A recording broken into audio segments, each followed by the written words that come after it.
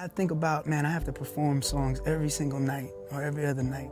There are child performers, and then there is Peter Gene Hernandez. Long before the world knew him as Bruno Mars, he was a 4-year-old in a glitter jumpsuit, doing Elvis Presley's hip swivel on a stage in Waikiki, 5 nights a week, for a crowd of tourists who had no idea they were watching the future best-selling artist of the decade. This is the story of how that kid became one of the most decorated performers in modern pop music, not through a single lucky break, but through 2 decades of rejection, reinvention, and relentless craft. Peter Hernandez was born on October 8, 1985, in Honolulu, Hawaii, the 4th of 6 children in a family that seemed almost engineered for show business. His father, Pete, was a Latin percussionist from Brooklyn with Puerto Rican and Ashkenazi Jewish roots. His mother, Bernadette, known to everyone as Bernie, had emigrated from the Philippines as a child and grew up to become a singer and hula dancer. The two met while performing in the same show, and from that point on, music simply was the family business. By the time Peter was 2 years old, he was already on stage with his father's doo-wop revue, The Love Notes, at venues like the Sheraton Waikiki. At 4, his uncle, an Elvis impersonator himself, started putting him up in front of audiences to do the King's moves, and something clicked immediately. He didn't just imitate Elvis, he became a local phenomenon because of it. Newspapers in Hawaii started calling him Little Elvis, and in 1990, at just 5 years old, he performed at the halftime show of the Aloha Bowl in front of tens of thousands of people. He would later add Michael Jackson to his repertoire as he got a little older, expanding from one icon's catalog to 2. This wasn't a hobby or a cute family tradition, it was a genuine apprenticeship. He was performing multiple nights a week before most kids his age had learned to ride a bike without training wheels. In interviews years later, Mars would describe this period matter-of-factly, saying that growing up performing was simply normal life for him. There was no separation between Bruno the performer and just being a kid, because the stage had been part of his world since before he could really remember anything else. That early stage time is often cited as the root of the effortless confidence he'd later bring to arenas and Super Bowl stages. The sense that a crowd of 80,000 people doesn't rattle someone who was doing 2 shows a night in Waikiki before he'd lost all his baby teeth. It also meant Mars grew up inside a working musician's household rather than a hobbyist one. His mother sang and danced professionally in addition to raising 6 children, and his father built an entire variety act around live percussion and Little Richard-style rock and roll. There wasn't a single music room in the house so much as an entire life organized around performance. Instruments were simply always around, always being played, and young Peter absorbed guitar, piano, and drums the same way other kids absorb a native language, by being surrounded by it constantly rather than through formal lessons. Mars stayed in Hawaii through his entire childhood and adolescence, graduating from President Theodore Roosevelt High School in Honolulu. In 2003, at 17, he made the decision that would define the rest of his life. He left the only home he'd ever known and moved to Los Angeles to chase a music career on the mainland. Los Angeles did not roll out a red carpet for him. The next several years were a genuine grind, the kind of unglamorous struggle that gets left out of highlight reels but shapes almost every artist who eventually breaks through. He bounced between cheap living situations, took whatever work he could find, and kept writing, kept performing, kept trying to get in front of anyone who might listen. It was a period defined by frustration as much as ambition. Someone who had performed constantly as a child now waiting, sometimes for years, for an industry to notice him. His first real shot came when Motown Records signed him. It didn't last. The deal fell apart, and Mars found himself dropped without ever putting out a major single under that label. For most people, getting signed and dropped by a legendary label in your first real attempt would be a devastating dead end. For Mars, it turned out to be a redirection rather than a defeat. It forced him out of the mindset of waiting to be discovered as a singer and pushed him toward building something on his own terms, with people he trusted, rather than depending on a single label's vision of what kind of artist he should be. Rather than keep chasing a solo deal, Mars pivoted to songwriting and production, teaming up with collaborators including Philip Lawrence and Ari Levine to form a production team called the Smeezingtons. This is the part of his story that a lot of casual fans don't know. Before Bruno Mars was a household name as a performer, he was already one of the most in-demand songwriters in pop music, working anonymously behind other people's hits. The Smeezingtons wrote and produced for a run of major artists in the late 2000s. Their work included hits for Flo Rida and CeeLo Green, among others, and Mars also lent his voice to guest hooks, most notably on B.O.B.'s Nothin' on You and Travie McCoy's Billionaire, both released in late 2009 and early 2010. Those two features did something crucial. They put Mars's own voice in front of mainstream radio audiences for the first time, even though the songs were credited to other artists. People started asking who that voice belonged to before they even knew his name as a solo act. This stretch of Mars's career is arguably the most important and least discussed part of his rise. It's easy to look at his solo success starting in 2010 and think it came out of nowhere. It didn't. By the time Just the Way You Are hit radio, Mars had already spent years inside the machinery of hit songwriting, studying what made a song work on a technical and emotional level, and building real relationships with the industry people who would later champion his solo career. That apprenticeship also explains something that separates Mars from a lot of his pop contemporaries. He has writing and production credits on nearly everything he has ever released as a performer. He isn't simply handed songs by outside writers and asked to sing them. He is, functionally, still the same songwriter who spent years in a studio with the Smeezingtons figuring out what makes a hook work, except now the songs are credited to him first. In October 2010, Bruno Mars released his debut studio album, Doo-Wops and Hooligans, through Atlantic Records. It debuted and peaked at number 3 on the Billboard 200, a strong showing for a new artist, and one that undersold just how big the album would become over time. The lead single, Just the Way You Are, went to number 1 on the Billboard Hot 100 and became a genuine global smash, eventually winning Mars his first Grammy Award for Best Male Pop Vocal Performance. It was followed by more hits, including Grenade and The Lazy Song, both of which extended the album's commercial life well beyond a typical debut cycle. Doo-Wops and Hooligans is often remembered as the moment Bruno Mars arrived, but what's more accurate is that it's the moment the songwriter finally stepped forward as the star. The years spent crafting hits for other artists paid off directly. The album was tight, hook-driven, and radio-ready in a way that reflected genuine craft rather than beginner's luck. It also introduced the persona that would carry through the rest of his career. Retro-leaning but contemporary, vocally versatile, and equally comfortable in a tender piano ballad or an upbeat, danceable single. That range, the ability to sit at number 1 with a wedding song ballad and a breakup anthem in the same album cycle, became something of a Bruno Mars signature from this point forward.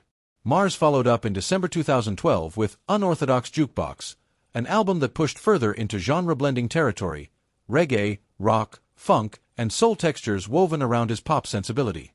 The album's lead single, Locked Out of Heaven, became one of the defining pop-rock hits of the era, drawing comparisons to The Police for its guitar-driven groove, and it topped the Billboard Hot 100.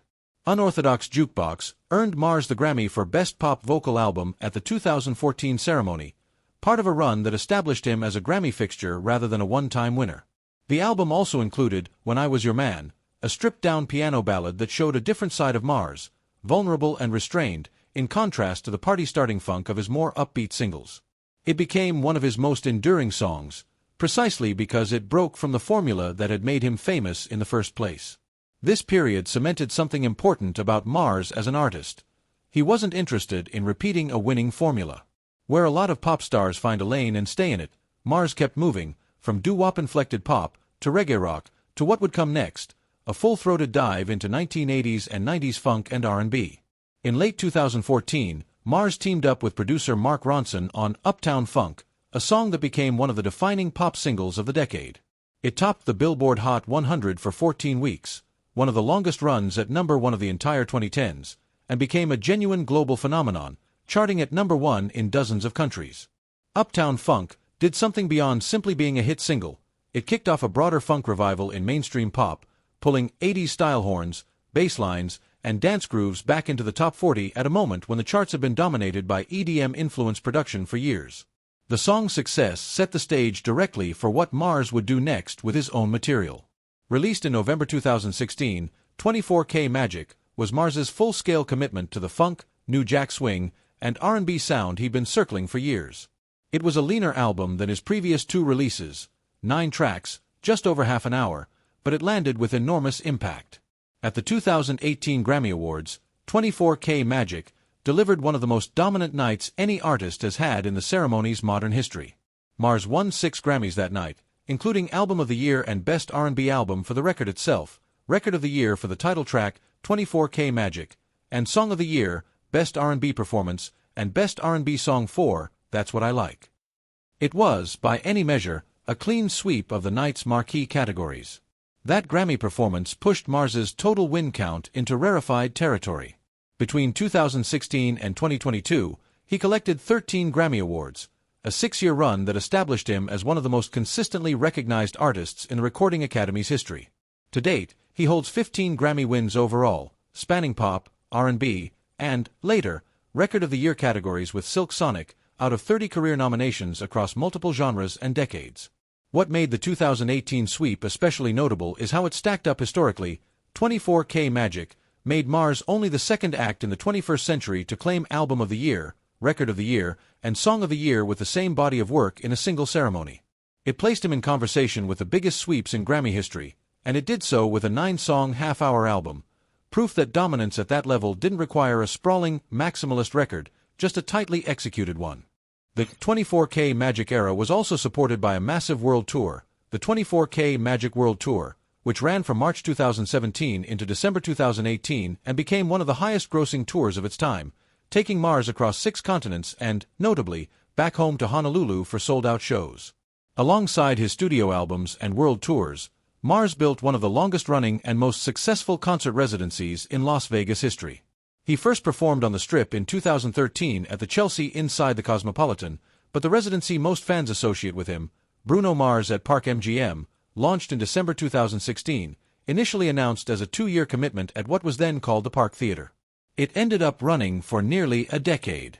Across more than 100 shows at Park MGM's Dolby Live, along with additional dates at MGM National Harbor in Maryland, MGM Music Hall at Fenway in Boston, and even a stop at MGM Cotai in Macau, the residency ultimately sold more than 500,000 tickets and grossed north of $197 million before it wrapped at the end of 2025. At the 2022 Billboard Music Awards, it won the award for Top R&B Tour.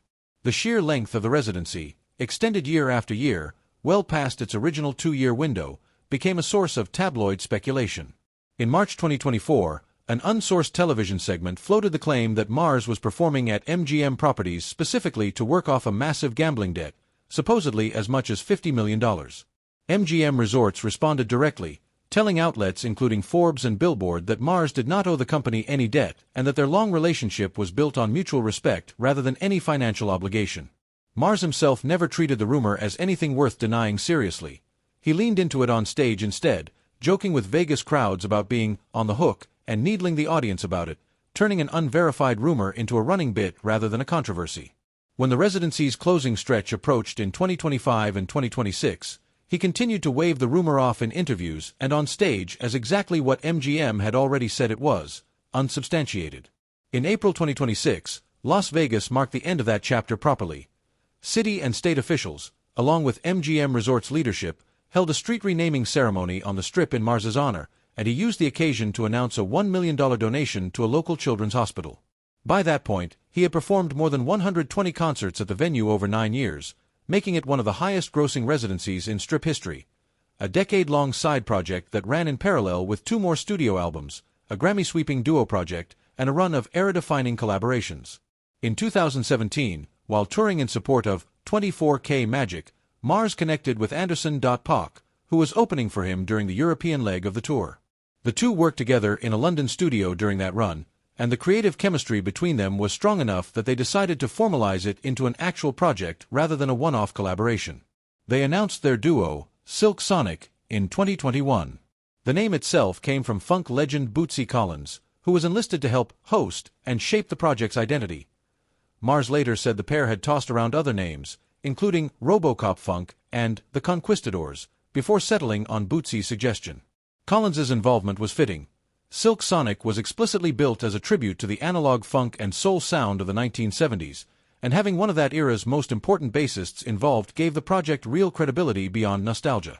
Silk Sonic's debut single, Leave the Door Open, arrived in 2021 and became an instant hit, eventually reaching #1 on the Billboard Hot 100. It set up their full album, An Evening with Silk Sonic, released in November of that year, a project recorded the old-fashioned way, live in a room, leaning into vintage production rather than modern digital tools. Silk Sonic's Grammy night came at the 2022 ceremony, and it was as dominant as Mars's earlier solo sweep. The duo won every category they were nominated in, 4 total awards, including Record of the Year and Song of the Year for Leave the Door Open, plus Best R&B Performance and Best R&B Song. Anderson .Paak summed up the night succinctly in his acceptance speech, telling the crowd that in the industry, they call that a clean sweep. The win put Mars in genuinely rare historical company.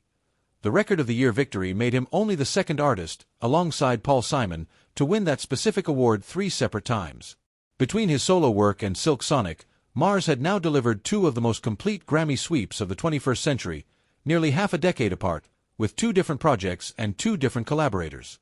Rather than fade after 24K Magic and Silk Sonic, Mars found a new commercial peak in his 40s through a string of high-profile collaborations. In August 2024, he released Die With a Smile with Lady Gaga, a cinematic vocal showcase ballad that became a massive global hit, staying on the charts for months, going multi-platinum across dozens of countries, and giving both artists a showcase moment at the 2025 Grammy Awards, where their live performance drew wide praise.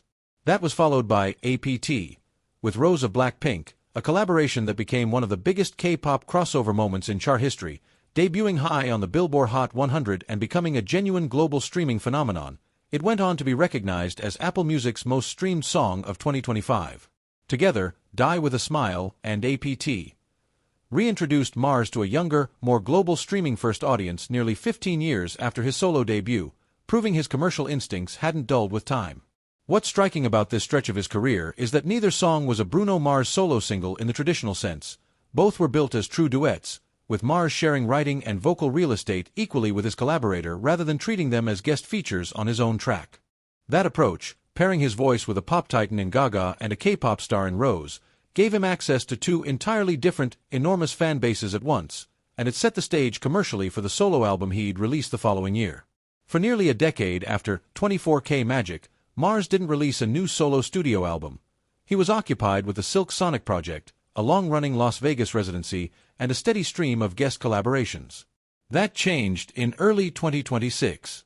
Mars confirmed his new album was finished in January of that year, revealed its title, The Romantic, days later, and released it on February 27, 2026, through Atlantic Records, his 4th solo studio album and 5th overall, counting the Silk Sonic record. The Romantic was produced entirely by Mars alongside Mile, and at just 9 tracks and roughly 31 minutes, it became his shortest album to date, even shorter than his 2010 debut. The lead single, I Just Might, debuted at number 1 on the Billboard Hot 100, while the second single, Risk It All, a bolero-influenced love song, released with a Spanish-language version titled Lo Arriesgo to Do, topped the Billboard Global 200 chart. The album itself debuted atop the Billboard 200 and reached number 1 in Canada, along with top 10 placements across more than a dozen countries. To support the record, Mars launched the Romantic Tour in April 2026 in Las Vegas, with dates running into December across North America and Europe, including an expanded run that added dates due to overwhelming ticket demand, at one point growing by more than 30 additional shows, including a multi-night stand at London's Wembley Stadium. Critics generally responded warmly to The Romantic, praising Mars's vocal performance even where some reviews noted the album's brief runtime and its leanings toward bolero and Latin pop textures as a departure from the funk sound of 24K Magic. Whatever the critical nuance, the commercial verdict was clear. Nearly a decade after his last solo record, Mars proved he could still open at number 1 worldwide. What makes Bruno Mars's career notable isn't just the scale of his commercial success. 9 number 1 hits, 15 Grammy Awards, and 2 separate full-category sweeps at music's biggest award show. It's the consistency of his reinvention. He went from a family lounge act in Waikiki, to an anonymous hitmaker writing for other artists, to a chart-topping pop soloist, to a genre-blending funk revivalist, to one half of a retro soul supergroup, to a Grammy-winning elder statesman collaborating with a new generation of pop stars, to a solo artist releasing new music in his 40s that still debuts at number 1. Very few artists manage even one of those transitions successfully. Mars has now made most of them, more than once, over roughly 2 decades, a career built, in the end, on the same foundation that started it, a kid who was simply always on stage, and never stopped treating every new sound as the next show worth putting on. There's also a through line that's easy to miss underneath the chart statistics. Almost every major leap in Mars's career came from collaboration rather than solitary genius. The Smeezingtons made him a songwriter capable of building hits for other people before he ever built one for himself. Mark Ronson's horn-driven production turned Uptown Funk into a genre-crossing phenomenon rather than just another Bruno Mars single. Anderson .Paak and Bootsy Collins gave him an entirely new creative identity in Silk Sonic, one built on live instrumentation and vintage soul rather than his usual pop machinery. And in the 2020s, Both Lady Gaga and Rose handed him some of the biggest streaming numbers of his career by pairing his voice with theirs rather than featuring him as a solo act.